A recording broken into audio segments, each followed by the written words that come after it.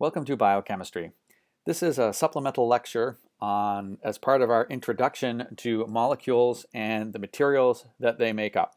And I want to make a case in this supplemental lecture that the materials of biochemistry are analogous to the materials that we make ourselves industrially to make our world go. The materials that biochemistry makes, or a living cell makes, are the materials that are used to make the cell go. So let's explore the materials of biochemistry from the point of view of the materials that are produced in our own industrial world. So welcome to our Lecture 4 supplement, Materials in Biochemistry. You can follow along with the handouts which are available on the Moodle site. So the first thing I want to point out is that polymers were invented in the 1930s that you began to see a lot of progress in polymers. And here we have Ziegler and Natta that created the first sort of catalytic method, the first sort of easy and high yield method to create polymers. And they did it with polyethylene. Can you spot the ethylene on this page? There it is. That tiny molecule is the foundation for so much of the plastic layer that we are laying down on the surface of the Earth right now. A million years from now, they'll know when we were here, we will be that plastic layer. They'll see it right there in all of the geology. And there's one of the major contributions of our civilization to geology, polyethylene. And polyethylene comes in a number of flavors, low density polyethylene, high density polyethylene, and that just has to do with manufacturing processes and how it's made. But you can make it in a very well organized, tightly packed, high density way, and you can make it in a less organized, low density way. You could start not with ethylene, but with propylene, and make polypropylene, and it has different properties. Notice that we have a repeating polymer, a pretty simple one here. Here we have another repeating polymer, just a different chemical group rather than a hydrogen here, and it has different properties. We use it for different things. But that carbon right there, that I'm pointing at right there, it has 4 different things around it. It's got one end of the polymer, which is not the same as the other end of the polymer because they're probably different lengths. And then it's got a methyl group and a hydrogen that's not shown. So which way is it pointing? Well, if they're all pointing in the same way, we have an isotactic polymer. And one of the major goals in developing catalysts for modern materials is controlling the stereochemistry of the group that's part of the polymer. And if they're all pointing the same way, we have all the same stereochemistry, we have an isotactic polymer. You can have alternating stereochemistry. A catalyst could basically, instead of always giving you the same chemistry, it can always give you the opposite of what was there before it. So whatever this was, it's going to give you the opposite. Whatever this was, it's going to give you the opposite. And you can see I can create this alternating syndiotactic method. Now, if we had an uncontrolled polymerization and you didn't care, you could have atactic, where it's just completely random. And these 3 kinds of polypropylene have different properties, and you use all 3 depending on what you want. You'll just spec, I want syndiotactic polypropylene spun cast this way. You'll just ask the factory to make that for you, and then you'll go and do what you want with it. Biochemistry uses a lot of the same principles as far as the stereochemistry goes. Most biopolymers are all isotactic, have the same stereochemistry in all their connections, and we'll see what that means. Now, of course, here's even a different group. Polystyrene. We use styrene and polymerized it. And of course, if we changed all of those phenyl rings for chlorides, we would have PVC, or polyvinyl chloride. And so all of these things have different properties. We have the same backbone in every single one of these polymers. But because the side chain changed from a hydrogen to a methyl, and of course the stereochemistry matters, to a phenyl group or a chloride, in the case of polyvinyl chloride, the properties of the polymer changed. Keep that in mind, that the side group can change the properties of the polymer. Same connection, different properties depending on, what we made it with. And we're going to see how that matters in biological polymers, that the side group can change the properties of the whole thing. Now, let's talk about some polymers that perhaps relate a little better to biochemistry than just polystyrene. Polystyrene is just all carbon chains, very much like the side chains of the long tails of fatty acids. They're just pure carbon. So is polyethylene, are fatty acids just short chains of polyethylene with functional groups at the top, acetic acids at the top? Who's to say? But what I'm going to talk about now is polyethers. Polyethers, we see this all the time. Pick up a bottle of shampoo, pick up a just sort of any personal care product. I bet you will see PEG in there. PEG 100, PEG something, PEG some number. And these are polyethylene glycols. They start off with ethylene glycol. Well, that's sort of the base unit. And you can make this polymer. You can make this with acid condensation, acid ether formation from ethylene glycol. Not very efficient. The most efficient way to make it would be with ethylene oxide and a base catalyzed polymerization. But you can see PEG, it's going to be really water friendly. Look at all those oxygens. Certain amount of organic character, so pretty friendly with cell surfaces and things like that. And molecules are pegylated, or they add PEG to a lot of molecules to improve their biocompatibility, prevent the immune system from recognizing them. There's a lot of work into putting PEG onto all kinds of small protein pharmaceuticals and small molecules to change how they interact with your biochemistry. But PEG in and of itself doesn't relate too much to what I'm going to talk to you about with biopolymers. I want to talk about another polyether that you're probably very familiar with, and that's polyethers made out of sugars. And so in class, of course, we've introduced the idea of cellulose and starch, but I want to point out how they're similar to this industrially produced polyethylene glycol, that the polymers we make in industry can be considered to be similar to the polymers biochemistry makes. Now, cellulose, there's an alcohol here. I'm going to make an ether linkage between this acetal alcohol, hemiacetal alcohol, and this alcohol at the end of cellulose. And of course, cellulose is made out of all glucose units that are in the beta conformation at the anomeric carbon here. So beta, of course, beta is up, or L in configuration. And what happens if I make the polymer? Look at that. Cellulose, because of the isotactic nature of this unit here, everything's beta, it adopts a certain structure, usually a linear extended structure that can form very crystalline structures. It's very strong. Starch is a little different. It's made out of glucose just like cellulose. It's exactly the same. The only difference is the units are built with alpha stereochemistry at the anomeric carbon. And as a result, they tend not to form these nice linear extended structures that can form sort of crystalline structures. They tend to form loopy helical structures, very associated with water, lots of water around here, very squishy, but not strong. But since it's rich in water, easy for biochemistry to get access to this. Starch can be metabolized and broken down far more easily than cellulose. There's only a few organisms, like microorganisms, will break down cellulose. A cow doesn't break down cellulose. It relies on bacteria in its gut to break down cellulose. But a cow can easily digest starch, and so can we. So starch is a good food sort of source. And you see it, plants use both of these polymers for their different properties. Cellulose for structure in the stems, the cell walls give you structure, but where we need to store food, a lot of starch used in the tubers of a potato plant. And that property difference is comprised mostly due to the different stereochemistry in the linkage. These are two isotactic polymers of glucose. They only differ in one stereocenter, and we got two entirely different uses. So different are the uses, we gave them different names. And for a long time, they were probably thought to be entirely different things. So let's talk about polyamides. And of course, the most famous polyamide is nylon. I always find it funny that nylon, this is the symbol you'll get for recycling nylon, other, which basically means we don't recycle it. Nylon is tough to recycle. I'll tell you why in a second.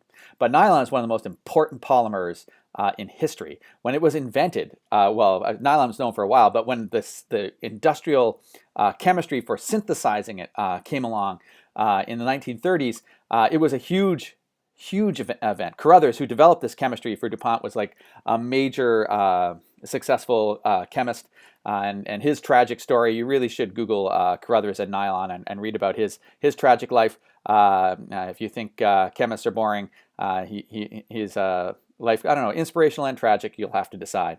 But he invented nylon, and nylon was first industrially produced in the mid-1930s, and it became a big thing because until then, there was no sort of fiber out there to rival silk. Silk was so strong for its weight.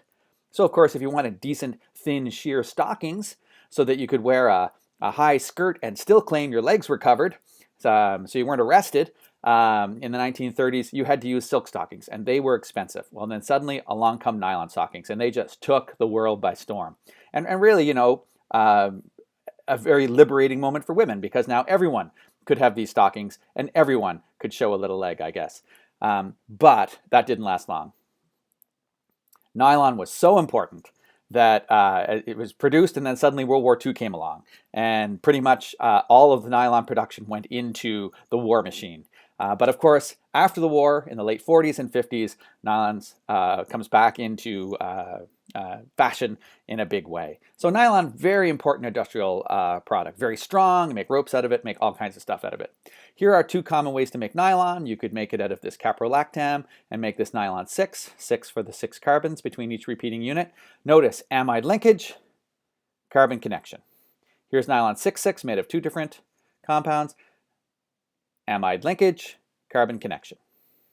Now, these are both common nylons, and they both have similar properties. And how do you separate them at the recycling plant? You can't. You literally have to take each piece of plastic that you've got and analyze it by infrared spectrometry to determine whether you have nylon 6 or nylon 6. So that's why nylon isn't commonly recycled. It's just difficult to separate the two kinds of nylon. But there's another kind of nylon, and that's the backbone of your proteins. So amide linkage, carbon connection. Amide linkage, carbon connection. In proteins, of course, that carbon connection is a single carbon. In nylon, common nylons, it's like 6 and 5 here. Well, 6 carbons if you count the carbonyl. Here it's a single alpha carbon in each amino acid. This is polyglycine here, which is similar to nylon. But proteins are not that simple, are they? Proteins have side chains. Remember how we changed the side chain of polyethylene to make polypropylene? Polystyrene, well, you can change the side chain of polyglycine. You could have all polyphenylalanine. That's going to have a very different property. But there's 20 amino acids that are commonly found in proteins. And I would argue that proteins are not just a simple syndiotactic polymer. Of course, they're syndiotactic. Every single alpha carbon here has the L configuration. But they're a programmable polymer, because through the genetic code, you can control the exact arrangement and sequence of these amino acids. It's not just in the factory. It all has to be the same. Or if you have block copolymers, we have one stretch that's one kind of side chain, another stretch that's the other side kind of side chain. That's the best you can do in industry. In biology, you can make a truly programmable polymer. So the sequence in this polymer is information. And really, that's what life is. Life is just information being transferred. Ultimately, we just want to transfer our genes, but our genes are using that information to create these programmable chemical machines called proteins. So keep that in mind. These proteins are amazing properties. Spider webs are made out of proteins. Enzymes are made out of proteins. You know, you don't think of spider webs being soluble in water like enzymes are. You don't think of spider webs doing chemistry like enzymes. They're very different. That's the range of different properties you can get by programming your polymer appropriately. Now that's polyamides. Now, of course, polyesters. Polyester, again, the industrial production of polyester really came to its fore during World War II. And then right after World War II in the 1950s, we have a whole different world. And in fashion, embraced polyester in a big way. Look at this nice traveling coat. This is a traveling outfit. And originally, as far as I can tell, the original fashions for polyester were for these sort of very durable, easy to clean, non-wrinkling clothes. But look how fashionable that is. That nice material looks like it's got a good weight. It's cut to fit her waspish waist. And if you think Photoshop didn't exist in 1950, they called it a paintbrush, but it was there. I'm sure that was heavily Photoshopped. But all of this material, that's polyester. And it took over the fashion industry. And I don't know why there's more polyester clothes today. Well, I do know why. This guy, he ruined it all. Polyester kind of got a bad rap fashion-wise, but it is an amazing material. I wish all my clothes were polyester. There's ways to make it so that it's just as breathable as cotton. And I would love it if my clothes lasted forever and I never had to buy them again, especially my kids' clothes. But then I suppose I'd have to stop them growing as well. So this is polyethylene terephthalate, and that's the recycling number for that. And it's made out of ethylene glycol, and there we have terephthalic acid, and there's all those ester linkages. That's what means it's a polyester, all those ester linkages. And so it's a very important and very useful polymer. Esters are condensations of acids and alcohols. What's DNA? A condensation of phosphoric acids and alcohol. So I'm going to parallel DNA to polyester. I'm going to say that DNA is a polyester. It's a polyphosphate diester, isn't it? Look at it. All these ester linkages to phosphate. And that's just, the phosphate has two acid groups, three really, but we're using two of them. So it's just like that terephthalate that had two carboxylic acids on it. And then here's the thing with two alcohols. The ribose, the deoxyribose sugar, has two alcohols that we can connect. So DNA is polyester, except DNA, of course, isn't just the same thing over and over again. DNA has a choice of 4 decorations to the side chain of the polymer, if you will, off of the sugar ring. Adenine, cytosine, guanine, thymine. And so these side chains lead to its programmable nature as an energy storage system. Now, let's move on to how we make these and parallel how we make them in industry with how we make them in biochemistry.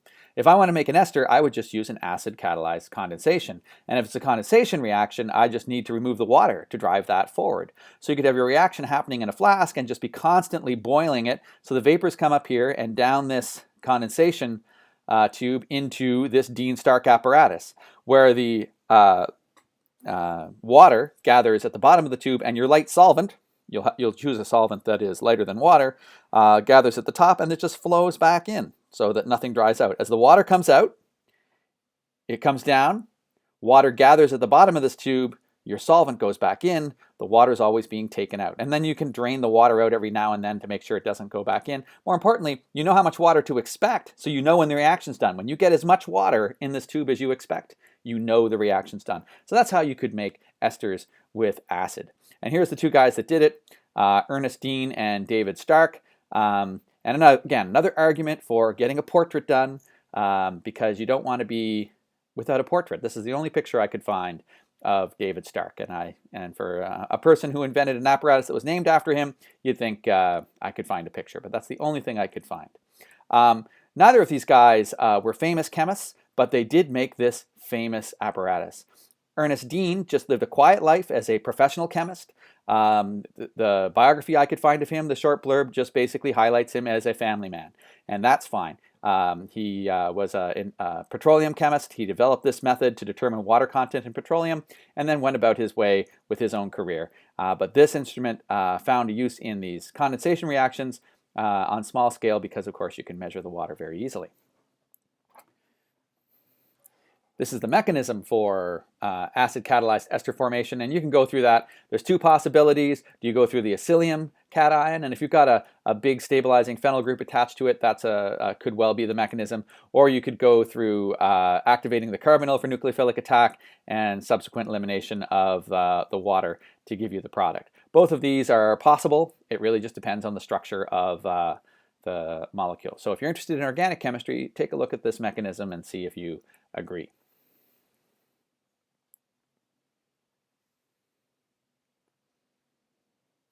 So amides, not really useful to do acid condensation for amides because this in strong acid, the amino group in strong acid, is going to be protonated and it won't be a nucleophile anymore. But what you could do is you could use an ester to start with, and we could do what's called a transamination reaction. You could just basically nucleophilically exchange the alcohol group for the amine. And the pKa of this alcohol is about 16. The pKa of an amine is about 35. So if you're looking at a choice of these two groups to leave, it's going to be the water once we've done the attack. So this is a very sort of favorable reaction to produce an amide, and it won't go backwards once we've produced the amide. And this is how we make proteins in your body using the transamination reaction. However, how do we, can we make it easier? Acid condensations, boiling something in sulfuric acid doesn't, seem too amenable to quick and easy chemistry. We could activate these carboxylic acids that we've been using to make esters and amides. Rather than relying on acid, we could replace that OH group with a chloride. That acyl chloride is really reactive. We could also use an anhydride. You could use an anhydride group, which is perhaps a little more analogous for the way ATP works. That acid chloride reacts really well with amines, reacts really nicely with carboxylic acids, and as you can see, by activating the carbonyl, I can make an amine directly. I could make a carboxylic acid directly. So I want to parallel that activating idea with the way ATP works. There's ATP. It's a big acid anhydride, highly reactive phosphate groups. Well, not highly reactive. They're very exothermic to remove one of these phosphate groups, but overall it's not a very reactive molecule because it's very difficult for nucleophiles to attack that giant shield of negative charge there. But enzymes, of course, are going to help. So ATP is the perfect high energy phosphate carrier because it's a really high energy molecule. It really wants to give up a phosphate, but it can't without help. So it's only going to do it when there's an appropriate enzyme around.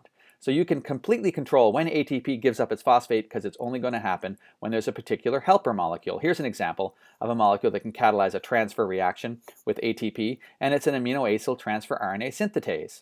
This is going to take the transfer RNA for valine, and it's going to put the appropriate valine amino acid onto the top of that. I'm not showing the side chain here for simplicity, but imagine putting a valine right there at the very top, the free alcohol group at the end of the RNA strand of the transfer RNA for valine. There's the codon down there that's going to be part of detecting the genetic code, and up here is the part that's going to be involved in protein synthesis. And you can see that that distance here is the distance by which those two mechanisms are separated. You've got a recognition machinery, and then in a different part of the ribosome, there's the factory for making proteins. So how does this work? Well, let's take the active site and examine what happens there. I am going to use this fairly weak nucleophile to attack this really activated phosphate. And of course, as I say, DNA is not DNA. ATP is not very reactive, but it is very much a reaction that wants to go forward. So with the help of the enzyme to lower the energy it takes to add to that phosphate and kick out this pyrophosphate leaving group, so there's the pyrophosphate leaving group. It's also a fairly high energy molecule. And so what we're going to end up with is this phosphorylated amino acid. And that's an anhydride bond right there. It's a mixed anhydride. It's a carboxylic acid and a phosphoric acid that are condensed together. So it's a anhydride. So this is also a high energy bond. This is going to be hydrolyzed by pyrophosphatase really quickly to inorganic phosphate, which is the same energy level as dirt. And so this is really going to drive this reaction one way. That product is always disappearing. So now I've got this phosphoric acid anhydride, and it's a really reactive molecule. I have phosphorylated the end of it. Now I haven't phosphorylated in a way where I just took this N-phosphate and threw it on. I also have this whole adenosine group, which is going to help act as a handle to help all of this bind to the enzyme. Remember when we talked about how ATP or ADP was sort of the handle for coenzyme A? We saw it as the handle for NAD. We saw it as the handle for FAD. Here it is being used in a way as a handle for the amino acid and an activating group as well. So this is just like the acyl chloride. Carbonyl attached to a fantastic leaving group. So here's the alcohol of that transfer RNA, and it can very easily add to acyl chloride, in this case, a carbonyl attached to a fantastic leaving group. So the ATP activated the OH group of a carboxylic acid. If you want to think about it, there's that oxygen, so easy to replace now. Kick out this phosphate and give you the transfer RNA with an ester linkage to the amino acid. And now the synthetase's job is done. It has made that transfer RNA that has been loaded or charged with a particular amino acid. And now I can use that transamination reaction, that idea of an amine attacking an ester in the ribosome. So there's the ribosome, there's your RNA. Here's 3 transfer RNAs. This is where the chemistry is happening. Recognition of the genetic code, formation of the protein in an entirely different part of the ribosome. And that protein is going to grow, and it's going to go out the top and away. So the code goes through here, the protein comes out here. So it's kind of like feed the information tape, and then the factory runs in a different part of the molecule. So what's the chemistry of that? Well, you just have one transfer RNA next to the other, and the amino group at the end attacks that ester and does the transamination reaction. And before you know it, we will have created an amide linkage. There's your new amide linkage. This transfer RNA is the leaving group. It's done, and now I have a growing amino acid on this transfer RNA. The next transfer RNA is going to come in, do the same thing, attack here, and then it will be carrying a 3-unit peptide, and that just keeps growing. That's how it goes. One RNA comes in and inserts into the bottom of the growing protein chain and then becomes the holder of that protein chain. And then the spent one is just ejected and the new one comes in and the factory just continues. And we'll talk about that toward the end of this course. But that's a transamination reaction, and that's how we make amides in biochemistry. So we can make amides, we can make esters, and those are two important connections, and we can make ethers. So whether we're talking about polysaccharides with ethers, whether we're talking about DNA with esters, whether we're talking about proteins with amides, the major materials of biochemistry can be easily made. Triphosphates, speaking of those esters in DNA, can make that phosphate linkage directly. You just have to have the alcohol attack the phosphate there, and you'll quickly make your DNA. So DNA is made directly from ATP, GTP, CTP, and TTP. Well, this is RNA here, isn't it, because of the OH? So I'll change that T to a U. So it's directly made from these nucleotides. So we have a triphosphate version for all our nucleotides. I know ATP is the most famous, but we have them for every single nucleotide for RNA synthesis and the deoxy version for DNA synthesis. So we can make DNA from here's RNA polymerase coming down a DNA sequence, and as we make the RNA, it just comes out the side. So it's moving this way and leaving the RNA chain in its wake. And all of this chemistry was worthy of several Nobel Prizes. And that's Roger Kornberg, who is the son of Arthur Kornberg. Arthur Kornberg and Severo Ochoa were involved in the early chemistry of DNA polymerization, and his Kornberg's son, Roger, figured out the chemistry of RNA polymerization. And it's nice that Arthur, he lived long enough to see his son win a Nobel Prize, which was nice. Now, those polyethers for polysaccharides are actually acetal linkages. So here's an hemiacetal. And hemiacetals are really easy to manipulate chemically because it is actually quite easy to activate that alcohol group for leaving. Now you can imagine that's going to be done through phosphorylation from ATP in ordinary biochemistry. But here I've activated it by making it a good leaving group by protonating it. The thing that makes it a great leaving group is after I've activated it, whether through phosphate or protein, the carbocation intermediate is a lot more stable than you would think. It's not just an ordinary secondary carbocation. It's stabilized by electron donation from the lone pair of oxygen. So we can share the charge with the oxygen there. So that carbocation is part-time, the positive charge is here, part-time the positive charge is on the oxygen. So I have a system where the charge is shared. So that's remarkably stable. So it can be easily manufactured, and then an alcohol from another sugar could just come in and add to that carbocation, and we've created this linkage. And that's really how polysaccharides are made. You're going to activate the anomeric OH with a phosphate group, you're going to create this intermediate, and then one of these alcohols, and of course the enzyme is going to bind this incoming sugar in a particular way, one of these alcohols, and of course in the case of starch, it's going to come in and attack from the bottom. In the case of cellulose, it's going to be brought in to attack from the top, and you're going to end up with a particular stereochemistry, that's starch stereochemistry there, through activation of that OH group. So here we see phosphorylation doing it. You can imagine this being the phosphate of uridine diphosphate, UDP, usually carries the sugar in. So again, a phosphate activation, a nucleotide handle. Where have we seen that handle thing? Here's that handle thing again. Handle and activation. And we make the carbocation intermediate and make our linkage. Now, it's not only covalent linkages that build materials. We can also have self-assembly through non-covalent linkages. So for example, the hydrophobic effect is the reason that all of these fatty acid tails in phospholipids create the lipid bilayer. And that's just the hydrophobic effect, the entropic requirement for water to maximize interactions with itself and excludes hydrophobic molecules out of the solvent.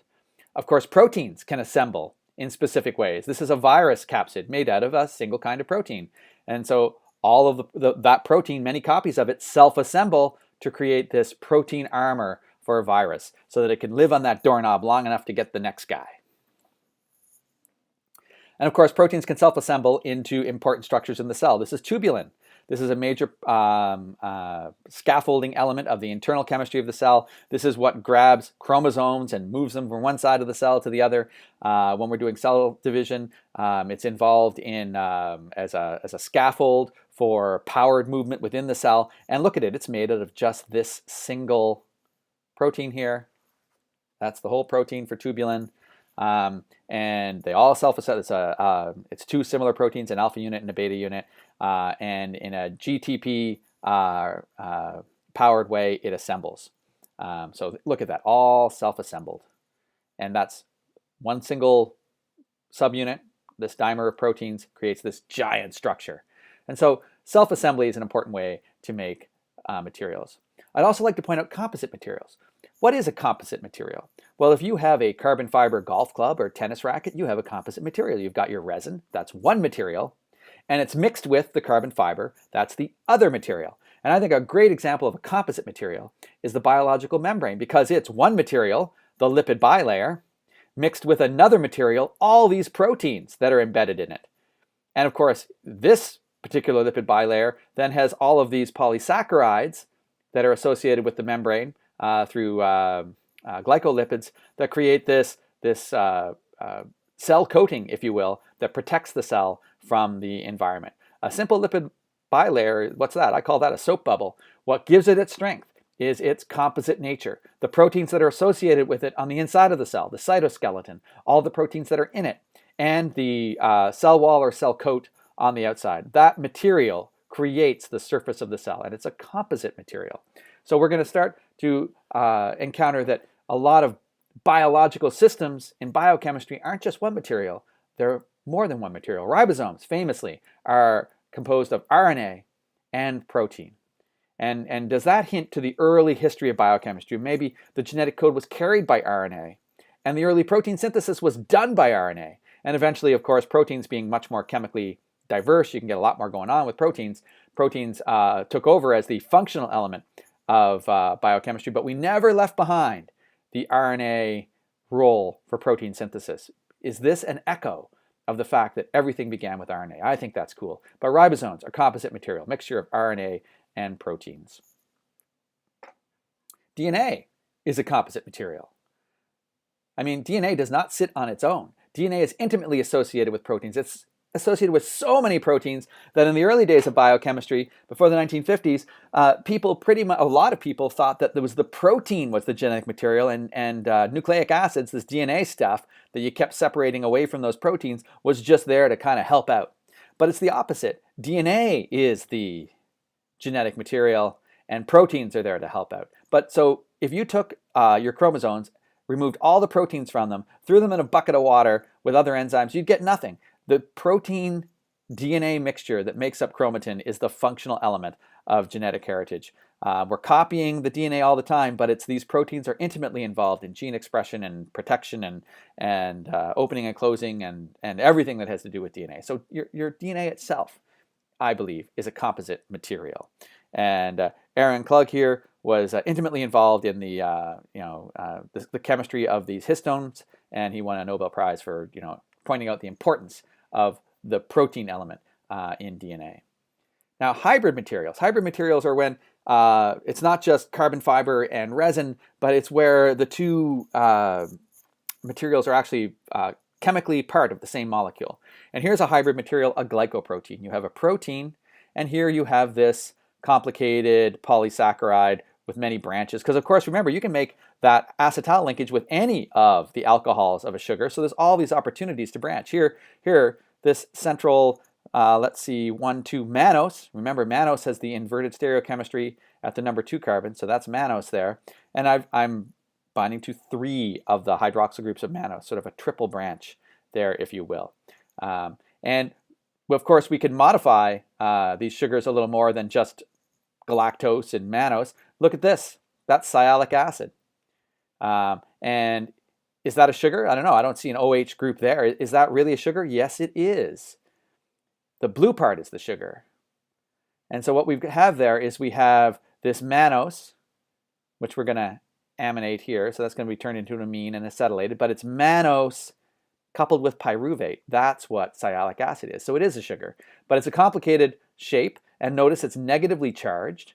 And you'll see a lot of sialic acid on the cell surface of cells because it produces an overall negative charge, which is important in the interaction with certain molecules.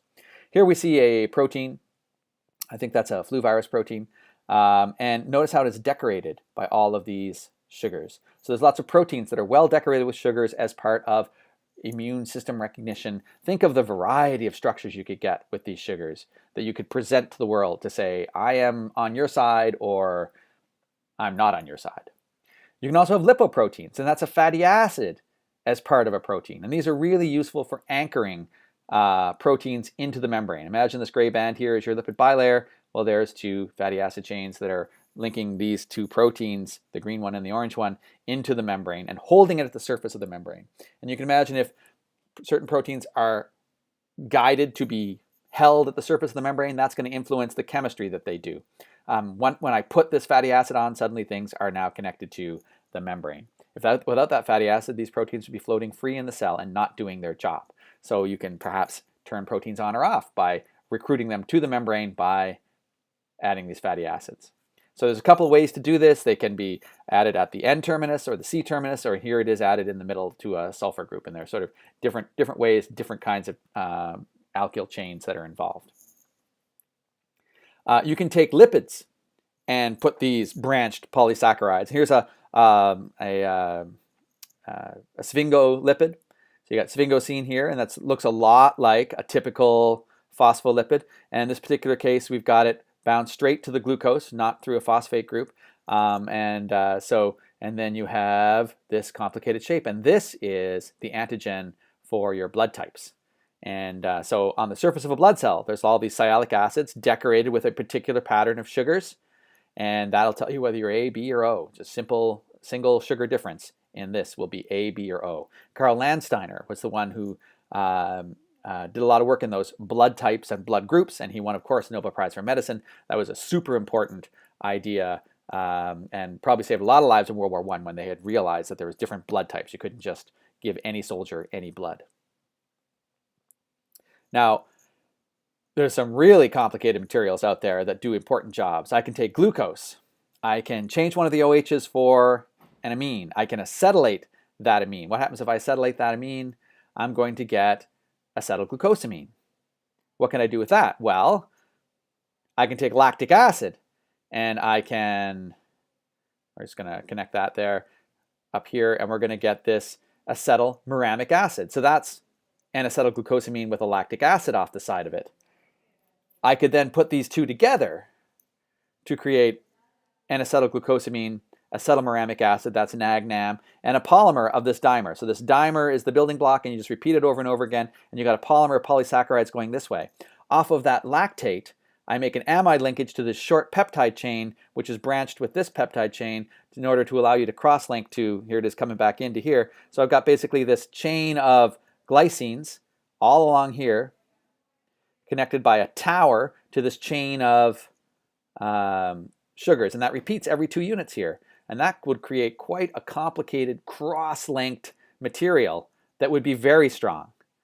So I've got a cross-linked material. It's a lot like a resin.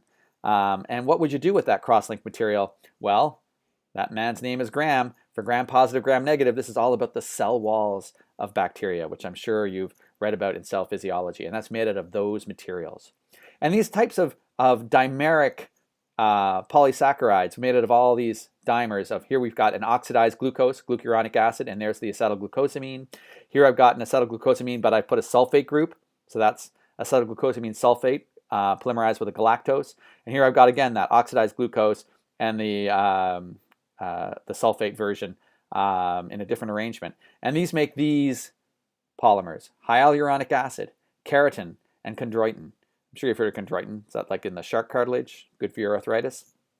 What do these make? Well, these make these proteoglycans, these really water-friendly, enormous molecules. What you have is you have a chain of the hyaluronic acid. Imagine just a rope of that. And it becomes a center that recruits this protein here, this core protein. And this core protein is heavily decorated. And it's got a region of it that is very rich in this keratin sulfate oligomers, and a region that's very rich in these chondroitin sulfate, even longer, like more polymeric areas. And that looks like a feather, doesn't it? It's a feather of super water-friendly sugar polymers. Look at these negative charges, these like super water-friendly groups. This loves water, and due to its charge, it's gonna influence a large area of water. There's gonna be all kinds of water, hydrogen bonded, water's hydrogen bonded to those waters. This is gonna dominate a whole region of water. And what if because thanks to the hyaluronic acid, I'm basically able to create a whole set of these. So there's my polymer of hyaluronic acid. There's these proteins decorated with keratin and chondroitin, and that's what makes a proteoglycan. And they're huge molecules, big enough to see under a microscope, not a microscope, an electron microscope. And they can be mixed in to create kind of, I guess, a hybrid material with collagen and these proteoglycans. So you got a very water-rich collagen material, and that's called cartilage. This sort of water-rich, swells in water, shrinks when it dries out material. And as long as the balance of water and collagen is held in perfect balance by all of your proteoglycans, your cartilage is going to be strong. And of course, strong cartilage means you can keep playing basketball. This is an electron micrograph of one of these proteoglycans, and look at it. You can see all those proteins decorated with chondroitin sulfate and keratin sulfate. And there's the, I don't know if you can quite see it, but you can barely sort of make out the idea that it must be all on a chain. And here's a even finer micrograph with an even stronger magnification. You can see the hyaluronic acid chain, and you can see the protein and all of the decorations. And the colors are highlighting the, that's just added to the image. They basically colored the image where proteins of interest were. All of this material gives rise to life. Look at this. These are the materials of biochemistry. You've got the lipid membrane. You have proteins forming the cytoskeleton and connecting the interior of the cell to the outside of the cell. You've got all the proteins in the intracellular matrix. All of these molecules are being released based on triggering and signaling events that are being modulated through the protein materials. All of these materials come together to create the machinery of life. This is David Goodsell's painting of a cell synapse in action.